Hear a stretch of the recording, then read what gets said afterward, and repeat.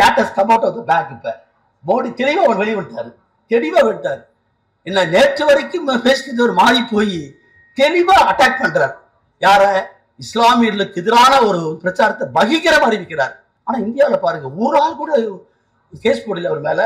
ஒரு பிரதம அமைச்சரே, ஒன்றியத்துடைய முதலமைச்சரே வந்து பேசுறான்னு சொன்னா இதை விட கேவலம் முடியும்? இங்க வந்து தமிழ்நாட்டில் வந்து தமிழ் பேச வேண்டாம், ஆனா தமிழ்நாட்டுக்குரிய நிதியை கொடுக்க மாட்டான். இந்தியா முழுக்க ஒரு அஜெண்டாவை வைத்துக் கொண்டு உருவாக்கி இருப்பதுதான் இன்றைக்கு இது. It is nothing but state sponsored terrorism என்று தான் நான் சொல்லுவேன். அரசு பயங்கரவாதம் இது. பழங்குடிகள், தலித்துகள் தேவைப்பட்டால் ஆயுதம் வைத்துக் கொள்வதற்கு சட்டம் இருக்கிறது தெரியுமா உங்களுக்கு? சட்டம் இருக்கு. 1989ஆம் ஆண்டு சட்டத்தின் பிரகாரம், விதிகளின் பிரகாரம் பழங்குடிகள், தலித்துகள் தங்கள் பாதுகாப்புக்காக ஒரு ஆயுதத்தை வைத்துக் கொள்ள துப்பாக்கி தரன்னு சொல்றாங்க. பழங்குடிகள் வைத்துக் கொள்ள தவறே கிடையாது. அது மட்டுமல்ல, எவன் ஒருவன் பழங்குடிக்கும் தலித்துகளுக்கு அச்சுறுத்தலாக இருக்கிறானோ செக்ஷன் 10 பிரகாரம் தூக்கி வெளியே போடலாம். இந்த சட்டமா எங்க போச்சு? இன்னைக்கு 2000 ஆண்டு காலமாய் உருவாக்கி இருக்கக்கூடிய ஒரு கட்டமைப்பை, ஒரு 3 விழுக்காட்டு மக்களுக்கான தத்துவத்தை அப்படியே நவீனப்படுத்தி கொண்டு வந்து கொண்டிருக்கிறான். அதை 97 விழுக்காடு கொண்டிருக்கிற மக்கள் நம்மையே பிளவுபடுத்தி வேறுபடுத்தி புரட்சியாளர் அம்பேத்கருடைய சொன்னார். படிநிலை அசத்துவத்தை உண்டாக்கி நம்மை பிரித்து வைத்திருக்கிற கொடுமையை பார்க்கிறோம். அதை மாற்ற வேண்டும் என்று சொன்னால், எந்த கரம் இன்றைக்கு உழைப்பால் உற்பத்தியை பெருக்கி கொடுக்கிறதோ, எந்த கரங்கள் இன்றைக்கு சேற்றிலை கால் வைத்து நமக்கான உணவை சமைத்து கொடுக்கிறதோ, அந்த உழைக்கிற மக்கள், விவசாயிகள், ஒடுக்கப்பட்டிருக்கிற மக்கள், அறிவார்ந்த மக்கள் அனைவரையும் ஒன்றுபடுத்த வேண்டிய கடமை உண்டு. துவக்கத்திலேயே பேசுகிற போது அரசியலமைப்பு சட்டத்தினுடைய உறுதிமொழியை நாம் எடுத்திருந்தோம். முகப்பை பற்றி எனக்கு முன்னாலே சொன்னதை போல் புரட்சியாளர் அம்பேத்கர் முன்னுரையில் நம்முடைய பிரியாம்பிள் ஆஃப் தி கான்ஸ்டிடியூஷன் என்பதில் நேஷன் என்ற வார்த்தையை போட வேண்டும் என்ற விவாதம் வந்த போது அவர் தெளிவாக சொன்னார், India is not a nation, it should become a nation என்று சொன்னார்.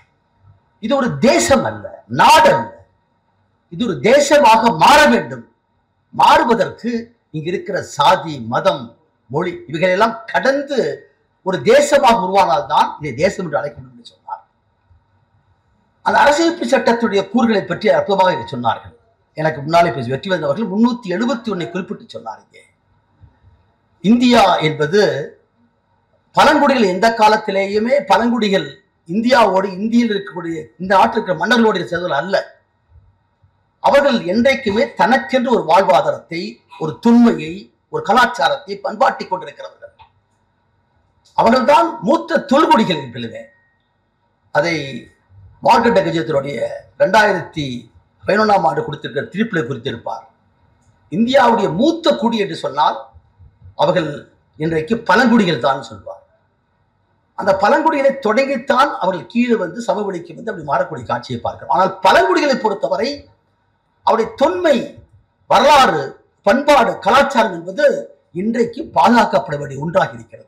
ஆகவேதான் பழங்குடிகளை பற்றி சொல்கிற போது 342, 343 SC ST சொல்கிற போது அதற்கான விளக்கத்தை கொடுக்கிறது. 24, 25 பிரிவுகளை பற்றி விளக்கத்தை கொடுக்கிறது. நான் கோகுல்ராஜ் வழக்கில் 42 சாட்சிகள் நடத்தி பிறந்து போன பின்னால் சென்னை உயர்நீதிமன்றத்தின் சார்பாக நியமிக்கப்பட்ட சிறப்பு வழக்கறிஞராக அப்போது அந்த வழக்கை எடுத்து பார்த்த போது சார்ஜ் பிரேமிங் இல்ல, ஒரு நீதிபதி, மாவட்ட நீதிபதி எப்பயுமே குற்றச்சாட்டு வணைகிற போது ஒரு பல தாழ்த்தப்பட்ட வகுப்பை சார்ந்திருக்கிற, பட்டியலத்தை சார்ந்திருக்கிற கோகுல்ராஜ் என்பவரை பழங்குடி என்று குறிப்பிட்டிருந்தார். அதை பார்த்தோன்னு எனக்கு ஷாக் ஆயிடுச்சு. SC ST ஆக்ட்ல வந்து scheduled caste, scheduled tribes, prevention of atrocities act 1989 அதுல ஃப்ரேமிங் ஆஃப் சார்ஜிலே வந்து பழங்குடி என்று போட்டதை பார்த்து அதிர்ச்சி அடைந்தேன். I file an application under section 216 போட்டு இதை மாற்றணும்னு சொன்னேன். மாற்ற முடியாட்டாரு. நான் சொன்னேன், பழங்குடி வேறங்க, ஷெட்யூல்டு காஸ்ட் பட்டியல் இனம் என்பது வேறு. இவர்கள் தாழ்த்தப்பட்டவர்கள் சமூகத்தில், ஆனால் அவர்கள் அப்படி அல்ல, பழங்குடியினுடைய வரலாறு என்பது சொன்னேன். அதுலேயே சண்டை வந்து அவர்கிட்ட சண்டை போட்டு தான் அங்கே நாமக்கல் வந்து மதுரைக்கு மாற்றணும் போறாங்க. இந்த பழங்குடிய வரலாற்றை இந்தியாவிலே என்றைக்கு ஃபாரஸ்ட் ஆக்ட் கொண்டு வந்தா பிரிட்டிஷர்ஸ், சாந்தால் மக்கள் போராடிய போராட்டம் தான் முதல் ஏகாதிபத்தியத்தை எதிர்த்திருக்க பிரிட்டிஷ் காலத்துக்கு போராட்டம். அது மணிப்பூர் பிரிட்டிஷ் வார் என்பது 1891 நான் வரலாறு படிக்கிறேன். 1917-19 தான் பிரிட்டிஷார்ஸ் வந்து மணிப்பூரை தன்னுடைய கைக்குள் தன் ஆட்சிக்கு கொண்டு வருகிறார்கள். 1960 தான் லேண்ட் ரிஃபார்ம் ஆக்டே கொண்டு வரப்படுகிறது. பழங்குடிகள் வாழ்ந்து கொண்டிருக்கிற நிலம் என்பது சமவெளியில் இருக்கக்கூடிய ஒருவன் தனக்கு 2 ஏக்கர் நிலம் என்று கேட்பதற்கும் லேண்ட் டு தி டில்லர்ஸ் என்பது நம்முடைய கொள்கை அடிப்படை. மேலே பிடித்து உழுகிற விவசாயிக்குத்தான் நிலம் சொந்தமாக இருக்க வேண்டும்.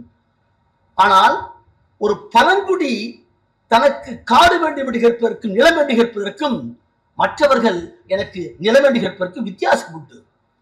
வரலாற்றில் பார்த்தபடி சொன்னால் எந்த ஒரு பழங்குடியும் தனக்காக கேட்க மாட்டான். தனக்கு கொடுக்கிற நிலத்திலே 10 மரங்களை வைப்பான். யானைகளும் காடுகளையும் அங்கு விலங்குகளையும் தெய்வமாக கும்பிடுகிறவன். ஆகவே பழங்குடிக்கான நிலம் என்பது வேறு, இங்கிருக்கக்கூடிய சமூக இருக்கக்கூடிய நிலம் என்பது வேறு. இந்த அடிப்படையோடு தான் நாம் இந்த வரலாற்றில வந்து இந்த 7 சகோதரிகள் என்று சொல்லக்கூடிய மலையக மக்களை கொண்டிருக்கிற பகுதியிலே மணிப்புடைய வாழ்க்கையும் சேர்த்து பார்க்க வேண்டும். எனக்கு முன்னால பேசுறவர்கள் பல விஷயத்தை குறிப்பிட்டிருக்கிறார்கள். ஆனால் இந்த பழங்குடியை வந்து இன்றைக்கு நாம் பார்க்கிற போது எதற்காக பழங்குடிகளுக்கு சிறப்பந்தஸ்து கொடுக்கப்பட வேண்டும், 5ஆம் அட்டவணையில் எதற்காக சிறப்பந்தஸ்து கொடுக்க வேண்டும், ஒரு பழங்குடியினுடைய நிலத்தை அவனிடமிருந்து பறிக்கப்படக்கூடாது. சமந்தாவுடைய தீர்ப்பு 1997 வந்தது. ஸ்டான்சாமி அதைத்தான் ஜார்க்கண்டிலே வைத்து போராடினார். இன்றைக்கு ஒரு பழங்குடி அவனை கேட்பது, இன்றைக்கு நான் பேசிக்கொண்டிருக்கிறேன் கிளைமேட்டிக் சேஞ்ச் பேசுகிறவே, பூமி வெப்பமாகிவிட்டது, பருவநிலை மாறிவிட்டது சொல்கிறவே, இவைகளுக்கெல்லாமே அடிப்படை காரணம் மலைகளையும் வளங்களையும் காடுகளையும் அந்த காட்டிலே வாழ்ந்து கொண்டிருக்கிற பழங்குடிகளையும் பாதுகாக்க தவறியதான். அவர் 1980ஆம் ஆண்டு திருமல் பிளாட் சொல்லக்கூடிய வழக்கிலே தான் முதலாக சுப்ரீம் கோர்ட் கேள்வி கேட்டது. வாட் இஸ் ஃபாரஸ்ட் என்று கேட்டான். சுப்ரீம் கோர்ட்டுக்கு தெரியல. உடனே போய் இங்கிலாந்தில் இருக்கக்கூடிய ஹார்வர்ட் சொல்லக்கூடிய டிக்ஷனரி எடுத்து பார்க்கலாம். Forest, what is the meaning of forest? காடு என்றால், மலை என்றால் அது வாழ்ந்து கொண்டிருக்கிற சிங்கங்கள், யானைகள், புலிகள், மான்கள் மட்டுமல்ல, அதில் காலங்காலமாக வாழ்ந்து கொண்டிருக்கிற பழங்குடிக்கும் சேர்ந்தது. பழங்குடிக்கு சொந்தமானது மலைகளும் களங்களும் என்ற உண்மையை 1980களில் தான் கொண்டு வர்றோம். ஃபாரஸ்ட் ஆக்டை கொண்டு வந்து அந்த மக்களை பிரிக்க பார்த்தால் பிரிட்டிஷ் ஆதிபத்தியம், தனக்காக தன்னுடைய வளத்திற்காக பார்த்தான். அங்கிருந்து தொடங்கியது பழங்குடி மக்களை அப்புறப்படுத்து, டிஸ்பிளேஸ் பண்ணி துவங்கியது. இன்றைக்கு தொடர்ந்து கொண்டே இருக்கிறது போறாங்க. ஆகவே இந்த பழங்குடிகள் அவர்களுக்கு இழைக்கப்பட்டிருக்கிற அநீதி, injustice perpetrated upon the tribal people என்று சொல்லிடுவாங்க. 1989ஆம் ஆண்டு சட்டத்துல அது பழங்குடிகள் தாழ்த்தப்பட்டோர் மீதான வன்கொடுமை தடுப்பு சட்டம் 1989. அட்ராசிட்டிங்கிற வார்த்தை போடுறோம். It is not a mere offense. அது அட்ராசிட்டி வார்த்தை போடுறோம். அது பழங்குடியாகவோ தலித்தாக இருந்தால் 2000 ஆண்டு காலமாக ஒடுக்கப்பட்டு ஓரங்கட்டப்பட்டு சேரியிலே மலத்துக்குள்ளும் குழிக்குள்ளும் வைத்திருக்கிறானே அந்த தாழ்த்தப்பட்டவர்களையும் காலங்காலமாக வரலாற்று ரீதியாக இந்த மண்ணை, பூமியை, காற்றை, நீரை உருவாக்க மலைக்கு சொந்தக்காரர் பழங்குடி, இவர்களை எல்லாம் வைத்துத்தான் இவர் இழைக்கப்பட்டிருப்பது அநீதி, இன்ஜஸ்டிஸ் இந்த வார்த்தை கேட்டார். To alleviate injustice this act has brought into picture சொல்லி அவர் முகப்பட சொல்றான். அந்த பழங்குடிகள் அதில் இருக்கக்கூடிய குக்கிய இனம், அது நிறைய நாகா மற்றவர்கள் இருக்கிறார்கள். இன்னைக்கு அவர்களுக்கான அடிப்படை உரிமை என்பது நிலம். அந்த நிலத்தில பழங்குடி என்ற முறையிலே வாழ்ந்துகிறவர்கள், மெய்தில் இருக்கக்கூடிய மக்கள் 53 விழுக்காடு கொண்டிருக்கிறவர்கள், அவர்களுக்கு ஆண்ட பரம்பரைன்னு சொன்னவெல்லாம் ஒரு காலத்துல இங்க தமிழ்நாட்டில் சொன்னாங்க சில பேர், ஆண்ட பரம்பரை எல்லாம் சேர்த்தாதீங்க சொன்னாங்க. அந்த ஆண்ட பரம்பரை இருந்தவன் பிற்காலத்தில் உங்களுக்கு எல்லாம் தெரிஞ்சிருக்கிற விஷயம், இங்க இருக்கக்கூடிய ஆளுமைகள் அருகில் பெருமக்கள் இருக்கிறீர்கள். ட்ரைபல்ஸை பொறுத்த அளவுக்கு, ஷெட்யூல்டு ட்ரைப் பொறுத்த அளவுக்கு he has got no religion. அவன் கிறிஸ்டியனா மாறலாம், இஸ்லாமியனா மாறலாம், இந்துவா இருக்கலாம், but he remains as a tribal always. மற்றவங்களாம் மாத்திக்கலாம், ஜாதியை மாத்திக்கலாம், இந்த மதத்தை மாத்திக்கலாம், கட்சியை மாத்திக்கலாம். ஆனா ட்ரைபலுக்கு மட்டும்தான் இந்தியாவில் வந்து மதம் கிடையாது எப்பயுமே. ஆகவே அவர்கள் 1960 நில உரிமை சட்டத்துக்கு பின்னால் அவர்கள் வந்து கிறிஸ்தவர்களாக தேவாலயங்களை பயன்படுத்தி, கல்வியை பயன்படுத்தி, மருத்துவர்களாக, பொறியாளர்களாக, வழக்கறிஞராக உருவாகி வருகிறார்கள். அந்த முன்னேற்றம் மறுபக்கத்தில் இருக்கக்கூடிய சொன்னாங்க, அருமையா சொன்னாங்க. இந்த போராட்டம் ஏதோ பிஜேபியாக மட்டும் வந்ததில்லை. எனக்கு தெரிய 12 ஆண்டு காலமாக மெய்தி மக்களுக்கும், குக்கிகளுக்கும், சண்டை தொடர்ந்து கொண்டிருக்கிறது. அதை எப்படி பயன்படுத்தினால் பிஜேபி என்பதை தான் எனக்கு முன்னால பேச அத்தனை பேர் அதுக்கு பின்னால எப்படி இன்றைக்கு பிஜேபி சொல்லக்கூடிய ஒரு கார்பரேட் பாசிசம் இன்றைக்கு ஜெர்மானியில் கூட யூத இனத்தை தான் ஒன்று கொண்டான். இந்தியாவில் இருக்கக்கூடிய இந்த கார்பரேட் காவி பாசிசம் வீட்டுக்குள்ளே போய் நீ சாப்பிடுகிற உணவை பார்க்கிறார், நீ உடுத்துகிற உடையை பார்க்கிறார். அப்பேற்பட்ட அந்த காவி பாசிசம் 100 ஆண்டுகளுக்கு முன்னால், அடுத்த ஆண்டு வந்து 1975 100 ஆண்டு ஆச்சு, நாக்பூர்ல கூட அதே இயக்கம் எதை டிக்ளேர் பண்ணானோ இந்து ராஷ்டிரம் பஞ்சாப்தார் சொல்ற 2 நேஷன் தியரி, இந்தியா என்பது இந்துக்களுக்கு சொந்தமானது என்பதை உருவாக்குவதன் நோக்கம். அந்த ஹிடன் அஜெண்டாவை அப்படியே படிப்படியா ஒவ்வொரு மாநிலத்துக்கு ஏற்ப உருவாக்கலாம். அதை தான் அற்புதமாக சொன்னார். இங்கே வடகிழக்கு மாநிலங்களில் எப்படி அப்ளை பண்றாங்க. காந்தியை பற்றி சொல்கிற போது காந்தியை சுற்றிருக்கிற கோட்சே அவன் நீதிமன்றத்திலே பேசியிருப்பது வெறும் இஸ்லாமிய மக்களுக்காக மட்டும் அவர் கொள்ளல, கீதையை படித்தேன் காந்தியை சுட்டேன்னு சொல்றான். அதை திராவிட கழகத்துடைய புத்தகத்தில் போட்டிருக்கேன். அதை போட்டு இப்ப கொடுக்கணும். கீதையை படித்தேன் காந்தியை சுட்டேன் ஏன் சொன்ன கோட்சே? இஸ்லாமிய மக்களுக்கு கொடுத்துட்டு 48 கோடி ரூபாயை பற்றி பண்ற கீதையில என்ன சொன்னார்?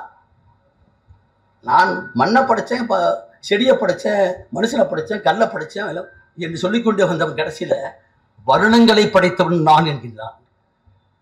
இந்த வருணத்தை உண்டாக்குறதே கடவுள் தான். கடவுள் உண்டாக்குற வருணத்தை நீ எப்படா மாத்துற? சாதி ஒழிக்கிற சாதி என்பது அவ்வளவு ஏன் சொன்னா அப்படி? காந்தி வந்து சாதாரணமாக ஒரு வியாபார குடும்பத்தில் பிறந்தவர் தான். அவரை வந்து லண்டன்ல படிச்சு வராரு, இங்க முடியல, தென்னாப்பிரிக்கா போறாரு. 20 ஆண்டுகள் அவருக்கு வாழ்க்கையை கற்றுக் கொடுக்கிறது. அட்டாக்டி நிறைவேறி என்றால் என்ன அவரே வாழ்க்கையில பார்க்கிறார். மனுஷன் இந்தியாவுக்கு வருகிறார். இந்தியாவுக்கு வந்து மதுரைக்கு வந்த போதுதான் பார்க்கிறாரு. கோபம் கிடைக்கிறான் பல பேரு. ஏன்னு கேட்டா இதுதான் உடைகிறார். ஆகவே தன் உடையே மாற்றுகிறார். சபர்மதி ஆசிரமத்துல அவர் வைத்திருந்த மிக முக்கியமான ஒன்று, யார் வந்தாலும் சரி உழைக்கிறவனுக்கு தான் சாப்பாடாங்க. நேரு வந்தாலும் சரி. அதை விட மிக முக்கியமான ஒன்று, அவன் கழிவை அவன் வளர்த்த அவன் தான் தூக்கி போறன்னு சொன்னார். அவர் மனைவியை ஏத்துக்கல. அது போறான். இது விதிக்கப்பட்டதா சொல்லக்கூடிய இவனுக்கு சாதியால் பிறந்தவனுக்கு இதுதான் தொழில் என்பதை உருவாக்கலாம் பாருங்க. அதற்கு எதிரான ஒன்று அன்னைக்கு உண்டாக்குனான். மனித மனம் பாருங்க. மனித மனத்தை மட்டும்தான் முக்கியம். கல்டிவேஷன் ஆஃப் மைண்ட் சொல்கிறார் புரட்சியாளர் அம்பேத்கர். நான் அதைத்தான் கோகுல்ராஜ் கேஸ்ல வச்சேன். எனக்கு வந்து யுவராஜை தூக்கில போடுவது அல்ல நோக்கம். எனக்கு நான் அதை வந்து எதிர்க்கிறவன் நான். ஆனால் இந்த யுவராஜ் சிறைச்சாலைக்குள்ள இருந்து கொண்டு இந்த சமூகம் திருந்துவதை சமத்துவவாதியை பார்க்கணுமாகவே இன்னொரு யுவராஜ் உருவாகக்கூடாத நோக்கமே தவிர அவனை தூக்கில போடுறதல்ல. ஆகவே சாகு வரை அவனுக்கு நிரந்தரமாக சிறைவழி கேட்டான். அப்படி கொடுத்தாரு போறாங்க. நான் எதை சொல்றேன்னா, ஒருத்தரை மட்டும் சட்டத்தால மட்டும் மாற்றிட முடியாது போறாங்க என்பதை நாம் இன்னைக்கு பார்க்கிறோம். இந்த நம்ம அரசியல் சாசனத்துடைய அனைத்து பிரிவுகளுமே யாருக்கு பொருத்தமானது? சிட்டிசன் என்பதுதான். மற்ற பிரிவு 14, 15, 16, 17 எல்லாம் அடிச்சு போனோம்னா it is applicable only to the citizen of India. ஆனால் ஆர்டிகல் 21 என்பது வாழ்வுரிமை சம்பந்தப்பட்ட ஒன்று. அது சிட்டிசனுக்கும் பொருந்தும், சிட்டிசன் அல்லாதவருக்கும் பொருந்தும். ஆகவே இந்த மண்ணில் ரெஃப்யூஜி சொல்றோம். Refugee right is a fundamental ரைட்னு சொல்றோம். அப்போ வந்து அடிப்படை உரிமைன்னு சொல்றோம். ஐநா மன்றத்துடைய 1951ஆம் ஆண்டு போட்டிருக்கக்கூடிய அந்த விதிகள் பிரகாரம் ஒரு மண்ணுக்குள் தான் பாதிக்கப்பட்டிருக்கிற போது, அது மியான்மர் ஆகட்டும், பங்களாதேஷ் ஆகட்டும், அங்கிருந்து வரக்கூடியவர்களை வரவர்களை நீ அகதிகளாக வருகிற போது, நான் குற்றவாளியா பேசல, நான் பயோபிரான்ஸ் கேஸ் நடத்துறேன். நைஜீரியாவில் இருக்கக்கூடியவர்கள், நைஜீரியாவில் 3 எத்தனிக் குரூப் இருக்குது. அதுல பயோபிரான்ஸ் இருக்காங்க. இந்தியாவுக்கு பல பேர் வந்திருக்காங்க. திருப்பூர் பவானில நிறைய பேர் இருக்காங்க. ஈரோட்டில் எல்லாம் இருக்காங்க. அது வந்தவர்கள் பல பேர் திரும்பி போக முடியல. They came with a temporary passport and temporary visa. They cannot return back to Nigeria because அந்த நாட்டில் வந்து இதே மாதிரி எத்தினிக்கு வார் கிளம்பியாச்சு. குழந்தைகளை வெட்டான். எப்படி ஈழத்திலே துப்புக்குடி உறவுகள் கண் முன்னாலே கொல்லப்பட்டார்களோ அதே போல அங்க இருக்கக்கூடியவர்களை வெட்டி கொள்றான் பல பேர். இவங்க திரும்பி அவனா உடனே தனிநாடு கேட்கிறான். அவன்லாம் அப்படி கேட்பதற்கு உரிமை உண்டு. ஐநா சட்டத்தின் பிரகாரம் உரிமை உண்டு. இங்கிருந்து திரும்பி போனாலும் இவனை பூரா டிக்ளேர் பண்ணிட்டான் டெரரிஸ்ட்னு சொல்லிட்டு பல பேர் திரும்பி போக முடியல. இங்க போராடுறாங்க.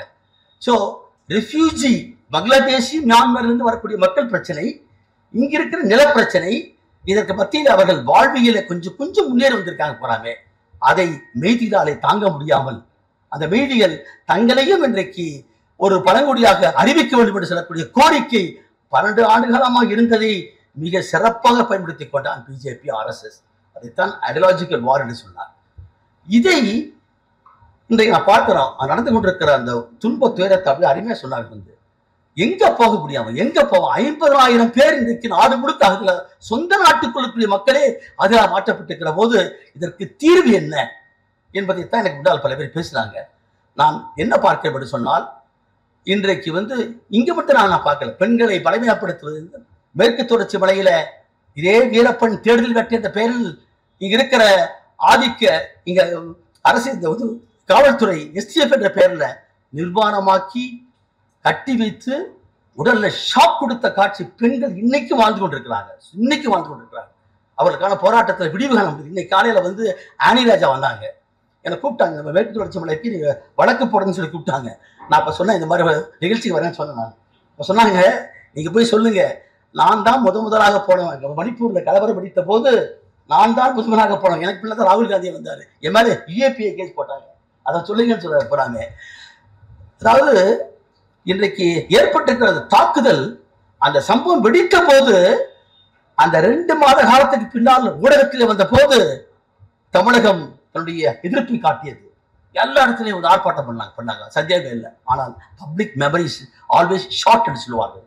அது அந்த கொதிநிலையை நீங்கள் இன்றைக்கு ஒரு பௌதிக சக்தியாக மாற்றுவதை கடமை நமக்கு உண்டு. லெனின் அடிக்கடி கூறுவார், என் ஐடியா மெட்டீரியல் ஃபோர்ஸ் பண்ணி grips of minds of the people என்று சொல்லுவார். ஒரு கருத்து எப்ப பௌதிக சக்தியாக மாற முடியும்? அது மக்களுடைய மனதை கவ்விக்கிற போது. அப்படி கவ்வ வைப்பதற்கு தடையாகத்தானே சாதியும் மதமும் இங்கே இருக்கிறதுங்க. அதை வைத்துத்தானே பிரிக்கிறான். ஆகவே இந்தியா ஒரு நாடு அல்ல, யூனிட்டி இன் டைவர்சிட்டி என்பதுதான் நம்முடைய மிகப்பெரிய பலமே. அந்த வேற்றுமையில் ஒற்றுமை கொண்டிருக்கிற போது எதை தனிமனித உரிமையாக வைக்க வேண்டும்? ஐயா தான் சொல்லுவார், பெரியார் தான் சொல்லுவாரு, பக்தி என்பது தனிமனிதனுக்குரியது. நீ நின்று கும்பிடுக்க, படுத்து கும்பிடுக்க, எதிர்த்து கும்பிடுக்க, அது தனிமனிதனுக்குரியது. ஆனால் ஒழுக்கம் என்பது பொது வாழ்க்கைக்குரியது சொல்லுவார். அதை போன்ற ஒரு ஒழுக்கம், பப்ளிக் மொராலிட்டி என்பது எப்படி வரும் என்று கேட்டால், அது அறிவார்ந்த மக்களாக உருவாக்கப்படுகிறது. Informed citizens are the members of the vibrant society. ஒரு துடிப்பு மிக்க ஜனம் எங்க இருக்க முடியும்? அறிவார்ந்த மக்களாக தான் இருக்க முடியும். இந்த அறிவார்ந்த மக்களாக உருவாக்க கூடாது என்பதற்காக RSS கூட்டம் இன்றைக்கு ஐடியாலஜிக்கல் வார் பண்றான். அந்த போராட்டத்திலே நாம் இன்றைக்கு ஒன்றுபட்டு நின்று பண்ணணும். இப்போ cat's come out of the bag. இப்ப மோடி தெளிவா அவன் வெளிவிட்டாரு, என்ன நேற்று வரைக்கும் பேசிட்டு ஒரு மாறி போய் தெளிவா அட்டாக் பண்றார். யார? இஸ்லாமியர்களுக்கு எதிரான ஒரு பிரச்சாரத்தை பகிரமா அறிவிக்கிறார். ஆனா இந்தியாவில் பாருங்க, ஒரு ஆள் கூட கேஸ் போடல அவர் மேல. 153A பிரிவு promotion of hatred, disharmony among the two groups of people or religious people is an offense under 153A of the amended IPC. எவனவே போடு, ஒரே ஒருத்தர் டெல்லியில் சுப்ரீம் கோர்ட்ல போட்டுட்டு போறாமே. ஒரு பிரதம அமைச்சரே, ஒன்றியத்துடைய முதலமைச்சரே பேசுறான்னு சொன்னா இதை விட கேவலம் என்ன முடியும்? அப்ப அவர்கள் அன்றைக்கு தொடங்கி 25 தொடங்கி அது பாபர் மசூதி இருந்த இடத்துல போய் ஒரு சிலையை வச்சு அதை 92 செங்கலை தூக்கிட்டு போய் இந்தியா முழுக்க கொண்டு போய் ஒரு வெறியை ஏற்படுத்தி இடித்ததையே சுப்ரீம் கோர்ட்டை வச்சே நியாயப்படுத்தி வந்தது என்பதும், அதே மாதிரி இந்தியாவில் இருக்கக்கூடிய மக்கள் இடத்துல இந்துக்கள் என்ற பெயரில் அதை கன்சால்டேட் பண்ற பெயர்ல இன்றைக்கு பிளவுபடுத்துவதும் அது கார்பரேட் காவி பாசிஸ்ட் அடிப்படையாக இருக்கிறது என்பதை எனக்கு முன்னாலே அருமையாக பேசினார்கள். இதை இந்த அரங்குக்குள் மட்டுமல்ல, வெளி உலகத்திற்குள்ளே உழைக்கிற மக்கள், ஒடுக்கப்பட்ட மக்கள், எங்கெல்லாம் பெண்களும் மாணவர்கள் இருக்கிறார்கள் அங்கெல்லாம் இது ஒரு பௌதிக சக்தியாக மாற வேண்டும் என்பதற்காகத்தான் நாம் இங்கே கூடியிருக்கின்றோம். நிச்சயமாக நான் சொல்லுவேன், மேக்ஷிப் அவர்களுக்கு நான் சொல்ல, நீங்க மேக் பீஸ் வந்திருக்கீங்க, you want to create a peace of the people. அது என்ன அற்புதமான பண்பு பாருங்க. ஒற்றுமை என்பதை எப்படி உண்டாக்குறோம்? கெட்ட போரினை வேறொரு சாய்ப்போம் என்று சொன்னான் பாரதி, புதியதோர் உலக செய்வோம் என்று சொன்னான். போர் என்பது யாருக்கு வர முடியும்? காலனி நாடுகள் தங்களை சொந்த லாபத்திற்காக லாபத்தை கொள்ளடிப்பதற்காக காலனியாக மாற்றினான். தஸ் வார்ஸ் ஆர் மேட் என்று சொன்னால் போரை உண்டாக்குவது ஏகாதிபத்தியம் தான். அவர்கள் தான் நவீனத்தையும் இன்று பயன்படுத்துகிறார்கள். ஆனாலும் கூட நம்மை பொறுத்தவரையிலும் 2000 ஆண்டு காலமாய் உருவாக்கியிருக்கக்கூடிய ஒரு கட்டமைப்பை, ஒரு 3 விழுக்காட்டு மக்களுக்கான தத்துவத்தை அப்படியே நவீனப்படுத்தி கொண்டு வந்து கொண்டிருக்கிறார். அதை 97 விழுக்காடு கொண்டிருக்கிற மக்கள் நம்மையே பிளவுபடுத்தி வேறுபடுத்தி புரட்சியாளர் அம்பேத்கருடைய பாச சொன்னா இட்ஸ் எ கிரேடட் இன்இக்வாலிட்டி என்று சொன்னார். படிநிலை அசத்துவத்தை உண்டாக்கி நம்மை பிரித்து வைத்திருக்கிற கொடுமையை பார்க்கிறோம். அதை மாற்ற வேண்டும் என்று சொன்னால் உழைக்கிற கரங்கள், எந்த கரம் இன்றைக்கு உழைப்பால் உற்பத்தியை பெருக்கி கொடுக்கிறதோ, எந்த கரங்கள் இன்றைக்கு சேற்றிலை கால் வைத்து நமக்கான உணவை சமைத்து கொடுக்கிறதோ, அந்த உழைக்கிற மக்கள், விவசாயிகள், ஒடுக்கப்பட்டிருக்கிற மக்கள், அறிவார்ந்த மக்கள் அனைவரையும் ஒன்றுபடுத்த வேண்டிய கடமை உண்டு. அந்த மிகப்பெரிய போராட்டத்திலே தான் நாம் ஒன்று சேர்ந்திருக்கிறோம். ஸ்டாம் சாமி கொல்லப்பட்ட போது அது ஒரு இன்ஸ்டிடியூஷனல் மர்டர் என்று சொல்கின்றோம். காவல்துறை மரணத்தை போல ஒரு இன்ஸ்டிடியூஷனல் மர்டர். அது ஒரு சிரிஞ்சு கேட்டான் அந்த மனிதன், தன்னாலே இருக்கிற பார்க்கிஸ்ட் நோயாலை தனக்கு குடிப்பதற்கு ஒரு சிரிஞ்சு கேட்டான். அதை கூட கொடுக்க மறுத்தானே. ஏன் அதான் சொன்னா, ஐ cannot shut my eyes before the injustice caused before me சொன்னான். என் முன்னால் நடந்து கொண்டிருக்கிற அநீதியை கண்டு கொண்டு நான் வாய்மூடி இருக்க முடியாது சொன்னான். யார் அந்த மனிதன்? ஜார்க்கண்ட் மக்களுக்காக, பழங்குடி மக்களுக்காக போராடியவன் பீமா குரிகார் என்ற பெயரில் அங்க இருக்கக்கூடிய அறிவார்ந்த மக்களை, தலை சிறந்த மனித உரிமை போராளிகளை எல்லாம் போற தூக்கி போட்டு இன்னைக்கு ஏறக்குறைய 5 ஆண்டுகள் கடந்து கூட பல பேர் வெளிவர முடியல. போறாங்க. இத்தகைய கொடுமை அங்க பண்றான். கரிவயத்திற்காக அகலத்தை கொள்றான். ஒரு கருத்து போராட்டத்துல எப்பொழுதும் அறிஞர் பெருமக்கள் தான் முன்னே சொல்லுவார்கள். நபேந்திர தபோல்கர் அவருடைய ஜட்ஜ்மெண்ட் தான் வந்திருக்கிறது பார்த்தேன். கோவிந்த் பன்சாரே, கௌரி லங்கேஷ், கல்பூரிக்கு போட்டிருக்கிற அறிவுஜீவிகளை திட்டமிட்டு இந்த போர்டஸ் ஆப்பரேட்டி ஒரே மாதிரி சொல்றான். போறாங்க இன்னைக்கு வந்திருக்கு போறாங்க 4 ஒன்றுதான் சொல்றான். ஆகவே அந்தந்த மக்களுக்கேற்ப இங்க வந்து தமிழ்நாட்டில் வந்து தமிழ் பேச வேண்டாம், ஆனா தமிழ்நாட்டுக்குரிய நிதியை கொடுக்க மாட்டான் என்ற வகையில் இந்தியா முழுக்க ஒரு அஜெண்டாவை வைத்துக் கொண்டு உருவாக்கி இருப்பதுதான் இன்றைக்கு இது. It is nothing but state sponsored terrorism என்று தான் நான் சொல்லுவேன். அரசு பயங்கரவாதம் இது. அவர் திட்டமிட்டு உருவாக்கி கொண்டிருக்கிற ஒன்று. பழங்குடிகள், தலித்துகள் தேவைப்பட்டால் ஆயுதம் வைத்துக் கொள்வதற்கு சட்டம் இருக்கிறது தெரியுமா உங்களுக்கு? சட்டம் இருக்கு. 1989ஆம் ஆண்டு சட்டத்தின் பிரகாரம், விதிகளின் பிரகாரம் பழங்குடிகள், தலித்துகள் தங்கள் பாதுகாப்புக்காக ஒரு ஆயுதத்தை வைத்துக் கொள்ள துப்பாக்கி தரன்னு சொல்றாங்க. பழங்குடிகள் வைத்துக் கொள்ள தவறே கிடையாது. அது மட்டுமல்ல, எவன் ஒருவன் பழங்குடிக்கும் தலித்துகளுக்கு அச்சுறுத்தலாக இருக்கிறானோ செக்ஷன் 10 பிரகாரம் தூக்கி வெளியே போடலாம். இந்த சட்டமா எங்க போச்சு? இன்னைக்கு மதன் லாக்கூருடைய ஜட்ஜ்மெண்ட் இருக்குது. இந்த ஆயுத சிறப்பு சட்டம் என்பது அதை பற்றி ஆய்வு பண்றான். பல பேர் அதுக்கு வழக்கு போடுறாங்க. நிறைய வழக்கு போட்டாங்க. ஃபேமிலிஸ் போட்டாங்க. காணாமல் போனவர்கள், பாலியல் பலாத்காரத்துக்கு உட்பட்டு இருக்கவர்கள், சுட்டுக் கொல்லப்பட்டவர்கள், கொன்றவர்கள், இதை வழக்க போற மதன் லாக்கூர் அப்படியே எல்லாம் படிச்சு பார்த்து அதுக்குன்னு ஒரு குழு அமைச்சிட்டு ஆயுத சட்டத்தை திரும்ப பெறாவிட்டால் இங்கே வன்முறை எந்த காலத்திலும் அமைதி உருவாகும் சொல்றாரு போறாங்க. மதன் லாக்கூர் ஜட்ஜ்மெண்ட் இருக்குது. ஆக நாம் ஒரு சிறப்பான எதிர்காலத்திற்காக போராடி கொண்டிருக்கிறோம். Equality before law, equal protection of law என்பது நம்முடைய சட்டத்தின் அடிப்படை. ஆனால் சமத்துவம் என்பது, equality is different from equity என்பது நமக்கு எல்லாருமே தெரியும். சமத்துவத்தை அடைவதற்கு காலங்காலமாக ஒடுக்கப்பட்டிருக்கிற மக்கள் அந்த சமத்துவத்துக்கு வரணும்னு சொன்னா அவனுக்கு சரியான ஒரு சமூக நீதியை கொடுக்க வேண்டும். அந்த சமூக நீதியை பழங்குடி மக்கள், தலித்துகள் பெறுவதற்காக வருகிற போதுதான் அவரை அடக்குவதற்காக ஆதிக்க சக்தி விட்டு வரவில்லை, அவனுக்கு சார்பாக ஆட்சியாளனே வர்றான். அதான் கொடுமையை போறாங்க. ஆகவே அரசியல் சாசனத்துக்கு விரோதமாக, அதுதான் துவங்குற போது ரொம்ப அற்புதமா துவங்கினாங்க. அந்த அரசியல் சாசனத்துடைய ஆன்மா என்பதே சமத்துவத்தை உருவாக்குவது. சமத்துவமற்ற மக்களை சமமாக்கிற போராட்டத்தில் இன்றைக்கு தமிழ்நாடு மக்கள் நிற்க வேண்டும் என்ற கோரிக்கையோடு நீங்கள் வைத்திருக்கீங்க. இந்த கோரிக்கை அற்புதமான ஒன்று. இந்த சென்னையில இக்ஷாவிலே தொடங்கக்கூடிய இந்த சிறு பொறி தமிழகத்திலே ஜோலையாக மாற வேண்டும் என்று கேட்டால் இது ஒரு மனித உரிமை கலாச்சாரத்தை உண்டாக்கக்கூடிய அமைப்பா நான் பார்க்கின்றேன். மனித உரிமை என்பது அது it is inherent, inherent, inseparable என்கிறான். அது நம்முடைய மூச்சுக்காற்றை போல் நம்மோடு ஒட்டி பிறந்திருக்கிற ஒன்று. மாண்பு, டிக்னிட்டி என்று சொல்றான். அந்த வார்த்தையை தான் அம்பேத்கர் ஃப்ரெட்டர்னிட்டி என்ற வார்த்தையை போட்டார். மாண்பை உண்டாக்கும் என்று சொன்னால், அந்த மாண்பை கொடுக்கக்கூடிய வாழ்க்கையை கொடுக்கணும் என்று சொன்னால், வாழ்வுரிமை கொடுக்க வேண்டும் என்று சொன்னால், நிச்சயமாக இந்த பழங்குடி மக்களுடைய உரிமைகள் பாதுகாக்கப்பட வேண்டும். அதே சமயத்தில் மெய்தி மக்கள் பாதிக்கப்பட்டால் அவர்களுக்காக நிக்கிறேன்னு சொன்னார் பாருங்க. அங்குதான் நாம் நிக்கிறோம். போறாங்க பாதிக்கப்பட்ட எங்கிருந்தாலும் சரி நாம் நிற்போம். ஆனால் ஒடுக்கப்பட்டிருக்கிற மக்கள், அடக்கப்பட்டிருக்கிற மக்கள், பழங்குடி மக்கள், தலித்துகளுடைய உரிமை என்பது, தலித் உரிமை என்பது அடிப்படை உரிமை அது. ஆகவே அதை சீர்திருத்த போதுதான் நமக்கு நிச்சயமாக சமத்துவம் கிடைக்க முடியும்.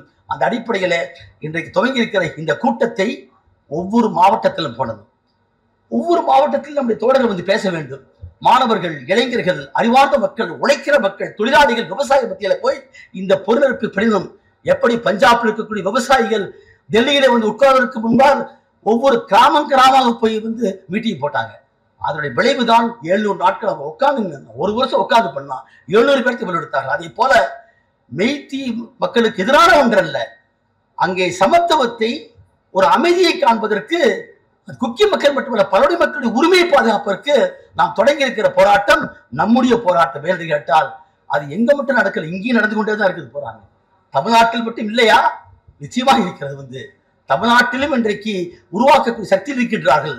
தமிழ்நாடும் ஒரு மணிப்பூராக மாறாமல் இருக்க வேண்டும் என்று சொன்னால் நம்முடைய ஒற்றுமை தளம்தான் இதற்கு கருவி என்று சொல்லிக்கொண்டு இந்த அமைப்பை ஏற்படுத்தி இத்தகைய வாய்ப்பை கொடுத்ததற்காக நன்றி கூறி அமைகின்றேன். வணக்கம்.